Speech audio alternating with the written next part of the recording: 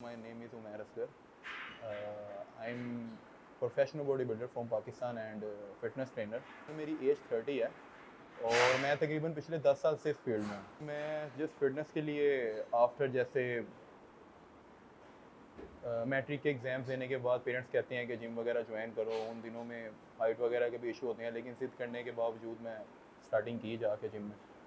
तो तकरीबन 3-4 माह मैंने लगाए तो मुझे काफ़ी फ़र्क नज़र आना शुरू हुआ। वहाँ पर ज़ाहिर बात है कि फील्ड थी, लोगों की और लोग भी आते हैं जो मेरे से सीनियर थे, तो वो कंपटीशन कोई खेल के आए और मैंने उन्हें देखा तो लोग काफ़ी अप्रिशिएट कर रहे थे उन्हें, वहाँ पर इज़्ज़त मिल रही थी काफ़ी उन्हें।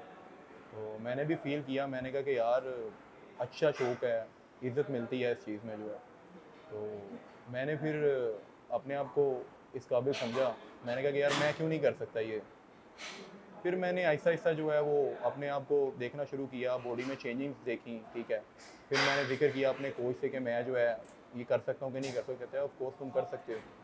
तो फिर उन्होंने मुझे तैयारी वगैरह स्टार्टिंग करवाई। स्टार्ट किया मैंने और फर्स्ट कंपटीशन जो है वो मैं खेला इंटर कॉलेजिएट का 2013 में। मेरे पास जो है वो नेशनल चैम्पियनशिप का टाइटल है, ठीक है, जिसमें मैं ब्रोंज़ हूँ 2021 में। मेरे पास मिस्टर पाकिस्तान का सिल्वर मेडल है, ठीक है, और पाकिस्तान रेलवे का गोल्ड मेडल है, ठीक है। इसके अलावा जो है वो इंटर कॉलेज जो यानी कि इंटर यूनिवर्सिटीज़ वगैरह के टाइटल मेरे पास मौजूद हैं, ठीक है।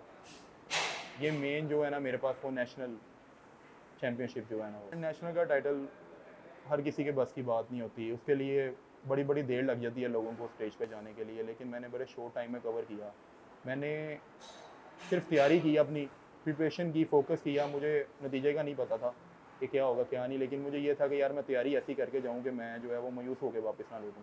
ये कराची में हुआ था 2021 में अप्रैल में, तो मैंने उसमें जो है वो नेशनल का टाइटल जो है फर्स्ट स्टेज था मेरा वो, मैंने उसमें अचीवमेंट ली। तकरीबन 1.5 घंटा सुबह देता हूँ और 2 घंटे शाम को अपनी ट्रेनिंग को प्रॉपर देता हूँ। 2 घंटे ऑलमोस्ट हो जाते हैं वार्म अप करते, अपनी प्री वर्कआउट्स वगैरह जिसमें डाइट होती है स्पेशल वो करते हैं तकरीबन शाम को 2 घंटे और सुबह के टाइम जो है 1.5 से 2 घंटे। वैसे तो ये फुल टाइम जॉब है, आपको प्रॉपर नींद चाहिए होती है इसके लिए, ठीक है। उसके अलावा आपको प्रॉपर रेस्ट जो है, ठीक है, और आपके डाइट मैटर्स हैं। अगर आपने डाइट का टाइम है तो आपने जो है वो अपनी नींद ख़राब करके भी डाइट का टाइम जो है पूरा करना है, मील आपने लेना ही लेना है, ठीक है। तो ये मील्स की टाइमिंग डे पर डे जो है वो तकरीबन 7 से 8 मील जो है वो होते हैं और नींद भी जो है उसी दौरान पूरी होती है। कभी रात को पूरी नहीं हुई तो हम दोपहर के टाइम पूरी करते हैं। तो ये समझ लें कि फुल टाइम जॉब है ये, इसके लिए 24 घंटे रिक्वायर्ड है। जैसे जैसे टाइम गुजरता जा रहा है, प्रोफेशनलिज्म में जाते जा रहे हैं, अल्लाह का शुक्र है प्रोफेशनल तो मैं हो चुका हूँ, ठीक है। विद इन शॉर्ट टाइम मैंने जो है ये एक तवील सफ़र था वो तय किया अपना, ठीक है। और सभी ये मानते हैं कि यार बड़ी जल्दी तुमने अपने आप को मनवाया है।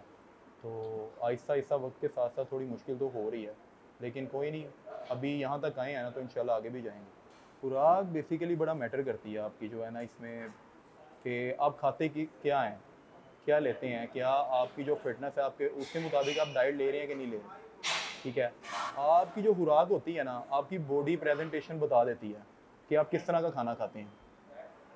ठीक है, मैं अगर टोटली प्रोटीन पे रहता हूँ, प्रोटीन डाइट को प्रेफ़र करता हूँ, ठीक है, या मैं अगर थोड़ी बहुत कोई फ़ैट ले भी लेता हूँ, खा भी लेता हूँ दिन में, ठीक है, तो मुझे इतना पता होना चाहिए कि यार मैं इतनी फ़ैट इंटेक करूँ कि मैं उसको बर्न कर लूँ अपनी जिम में जाके, ठीक है। तो ज़्यादातर लोग जो है वो हाथ नहीं रोकते खाने-पीने से, मतलब कि वो कहते हैं कि यार एक टाइम में ही खा लें सारा, ठीक है। लेकिन मेरी जो रूटीन होती है वही होती है कि मैं थोड़ा खाता हूँ, बेशक उसमें फ़ैट ही है, लेकिन ये है कि मैं वक्फ़े-वक्फ़े के साथ पेट भर के मैंने कभी नहीं, यानी ये तो है, जिसकी वजह से मेरी समझ लें कि कमर अभी भी जो समझ लें वेस्ट जो है वो 31 से 32 तक जो है। फूड सप्लीमेंट्स वगैरह के जो बगैर बॉडी बिल्डिंग है ना वो इनकम्प्लीट है। आपको एक ना एक टाइम में जाके फूड सप्लीमेंटेशन को साथ लेके चलना ही पड़ता है।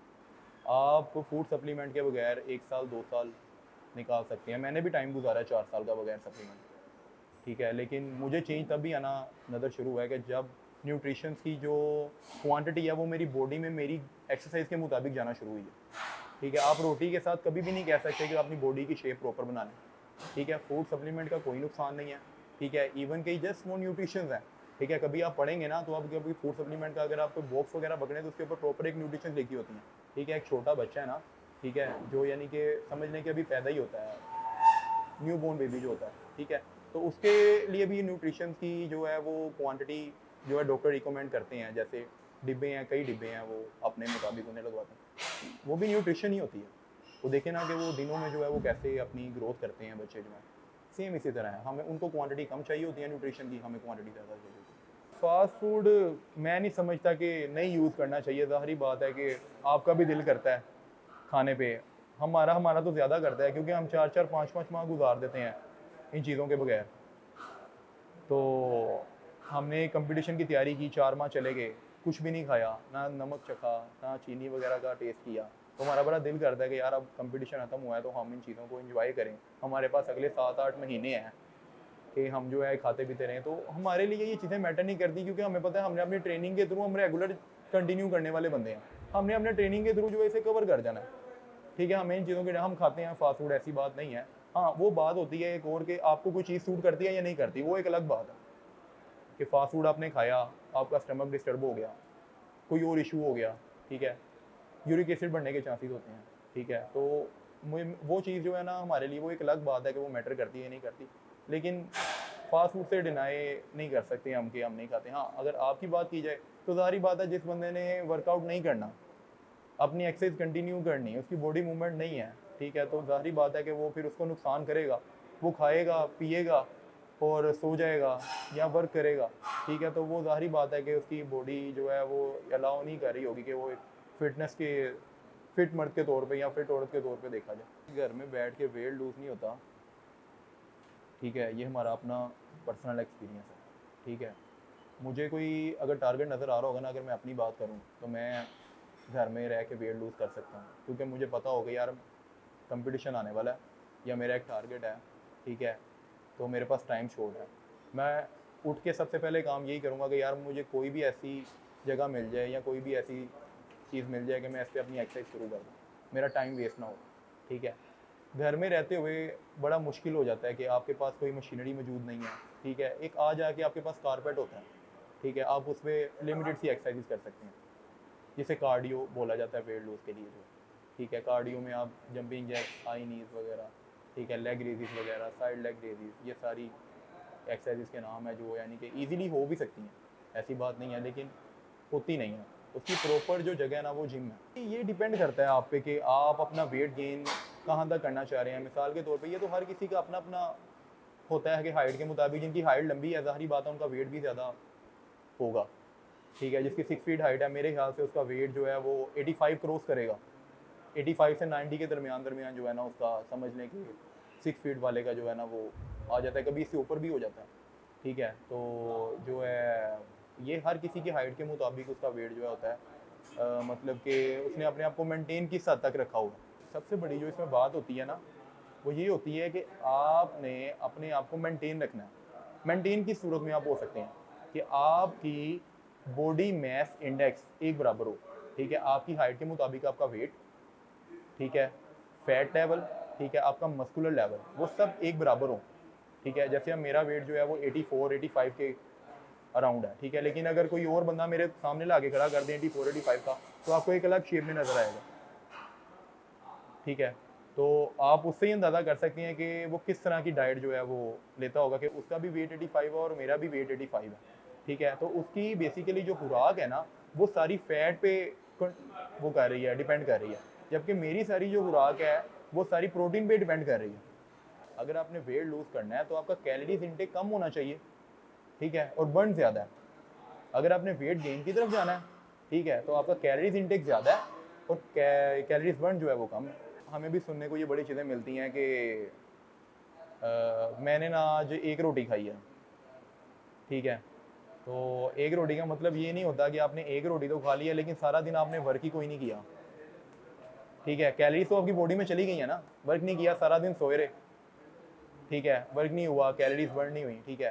तो इस चीज़ से तो कभी भी नहीं कहा जा सकता कि आपने वेट लॉस किया, ठीक है। या मिसाल के तौर पे एक रोटी खाई या कोई चीज़ ऐसी खा ली कि वो क्वांटिटी में थोड़ी सी लेकिन उसकी कैलोरीज हाई थी।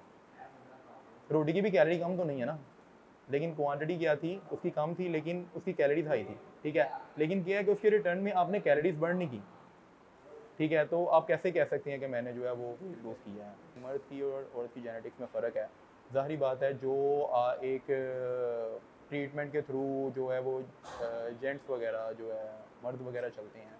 अगर ज़ाहिरी बात है कि औरतें भी अगर उस प्रॉपर चैनल के थ्रू चलेंगी तो फिर जो है वो मुश्किल नहीं है उनके लिए। ज़ाहिरी बात है वो भी अपना टारगेट अचीव कर लेंगी बॉडी बिल्डिंग वाला। अगर आप इंटरनेशनल लेवल की बात करें तो ज़ाहिरी बात है कि आपको जो है वो वहाँ पर भी बॉडी बिल्डर ख़वातीन मिलती हैं, क्योंकि उनके कॉम्पिटिशन्स होते हैं वहाँ पर। स्टेज पे उनको जो है वो इस चीज़ को अलाउ किया जाता है कि वहाँ पर आके पार्टिसिपेट करें, अपनी को जो है वो फिज़ीक वगैरह दिखाएँ। उनके बहुत एक वसी उनका जो है वो सिस्टम है, ठीक है। तो ज़ाहिरी बात है कि उनको वहाँ पर इस चीज़ की जो है वो दी जाती है, अलाउ किया जाता है, तो वो वहाँ पर पार्टिसिपेट करते हैं। और दूसरा ये है कि वहाँ पर वो प्रॉपर कंसल्टेशन के थ्रू, एक प्रॉपर कंसल्टेशन जो होती है उसके थ्रू जो है अपने आप को जो है वो लेके चलते हैं, मेडिकेशंस वगैरह करवाते हैं। फ़िटनेस में इस्लाम की कोई चीज़ नहीं है कि आप जो है ममनुआ अद्वियात का इस्तेमाल करो, क्योंकि इनका साइड इफ़ेक्ट आपको किसी भी स्टेज पे जाके लाइफ की जो है वो सामने फेस करना ही पड़ता है, ठीक है। आज नहीं तो कल आपको किसी भी सूरत में जो है वो फेस करना पड़ेगा साइड इफ़ेक्ट। वो किसी भी तरह का साइड इफ़ेक्ट हो सकता है, ठीक है। वो आपकी समझ लें कि लीवर, स्टमक, इतने बॉडी पार्ट्स हैं ना, जॉइंट्स, ठीक है। उसके अलावा आपके हार्मोनिकल इश्यूज़ वगैरह जो हैं, ठीक है। तो ये जो है वो बहुत ज़्यादा नुकसानदेह चीज़ है। इसकी वजह से जो है मैं यही मैसेज दूंगा कि किसी को भी इस साइड पे नहीं आना चाहिए कि वो ममनुआ अद्वियात का इस्तेमाल करें। मैसेज देने की ज़रूरत नहीं है। काफ़ी लोग, बच्चे जो हैं या लेडीज़ जो हैं, वो इस चीज़ को समझ चुकी हुई हैं कि फ़िटनेस कितनी ज़रूरी है। आज का सोशल मीडिया का दौर है। आप जब भी ओपन करते हैं कोई चीज़ जो है आपको फ़िटनेस से रिलेटेड, हर चीज़ से रिलेटेड नज़र आती है आपको चीज़ जो है। तो वो बेसिकली अपने आप को वैसा बनाने के लिए टाइम स्पेंड करने जिम में आते हैं। अगर पुराने कुछ पिछले 5-6 सालों से देखा जाए ना, तो आजकल काफ़ी जो है ना वो ट्रेंड है फ़िटनेस का, ठीक है। बच्चे देखते हैं, हम बच्चे आते हैं, लाज़मी आते हैं। बड़े तब बड़े आते थे, आज से 10 साल पहले जब देखते थे, अब बच्चे देखते हैं हम। मैं भी, ज़ाहिरी बात है कि 19-20 साल की एज का ही था लड़का जब मैं जिम में गया था, ठीक है।